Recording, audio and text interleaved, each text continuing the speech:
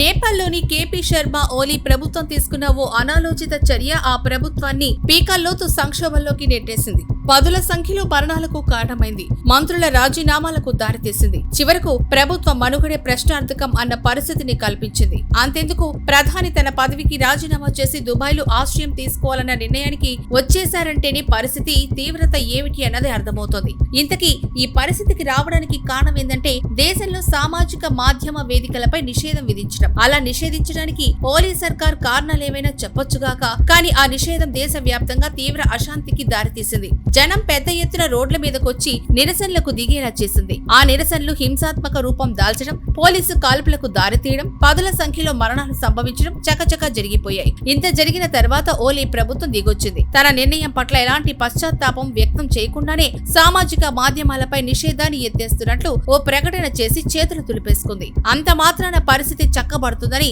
భావించే పరిస్థితులైతే కనిపించడం లేదు. చేతులు కాలేక ఆకులు పట్టుకున్న చందంగా ఓలీ సోమవారం అత్యవసరంగా కేబినెట్ సమావేశం ఏర్పాటు చేసి సామాజిక మాధ్యమాలపై నిషేధం ఎత్తివేత నిర్ణయం తీసుకున్నారు.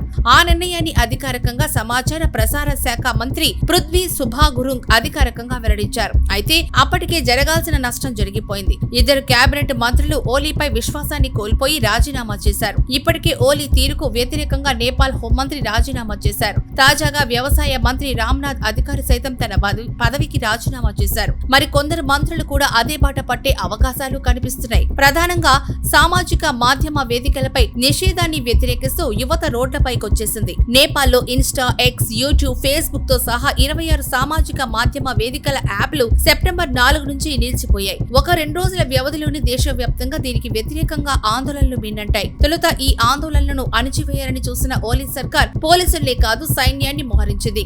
రాజధాని నగరం కాట్మండ్ తో సహా పలు ప్రాంతాల్లో కర్ఫ్యూ విధించింది. అయితే ప్రజా ఆగ్రహాన్ని అణచడంలో కానీ తగ్గించడంలో కానీ ఇవేవి పని చేయలేదు. సరే, ఇప్పుడు నేపాల్ ప్రభుత్వం అసలు సామాజిక మాధ్యమ వేదికలపై నిషేధం విధించడానికి కారణం ఏంటా అని చూస్తే దేశంలో చట్టాలను పాటిస్తామని డిక్లరేషన్ ఇవ్వాలంటూ సామాజిక మాధ్యమ వేదిక సంస్థలకు నేపాల్ సర్కార్ గడువు విధించింది. ఆ గడువులోగా వాటి నుంచి స్పందన లేకపోవడంతో కొన్నిటిపై నిషేధం విధిస్తూ నిర్ణయం తీసుకుంది. అలా నిషేధానికి గురైన వాటిలో కమ్యూనికేషన్ కు ప్రాణాధారం లాంటి మెసేజింగ్ యాప్లు ఉండడమే నేపాల్ ప్రజల అశాంతికి కారణమైంది. పెద్ద సంఖ్యలో నేపాలీయులు విదేశాల్లో నివసిస్తున్నారు. దీంతో అక్కడ నివసించే వారు ఇక్కడ ఉన్న తమ వారితో కాంటాక్ట్ చేయడానికి, అలాగే ఇక్కడ వారు విదేశాల్లో ఉన్న తమ వారితో కాంటాక్ట్ లో ఉండడానికి మెసేజింగ్ యాప్లు వారధులు. అటువంటి యాప్లు నిషేధం కారణంగా పనిచేయకపోవడంతో అశాంతి ప్రబలింది. ఇప్పుడు ప్రభుత్వం వెనక్కు తగ్గి నిషేధాన్ని ఎత్తేస్తున్నట్లు ప్రకటించినా జనం నిరసనలను వదిలేలా కనిపించడం లేదు. మొత్తంగా ఓలీ ప్రభుత్వం అవినీతిమయం, అసమర్థతకు నిలువెత్తు నిదర్శనం అంటూ గళమెత్తుతున్నారు. ప్రభుత్వం పతనమయ్యే వరకు పోరాటాన్ని వదిలేదలేదంటున్నారు.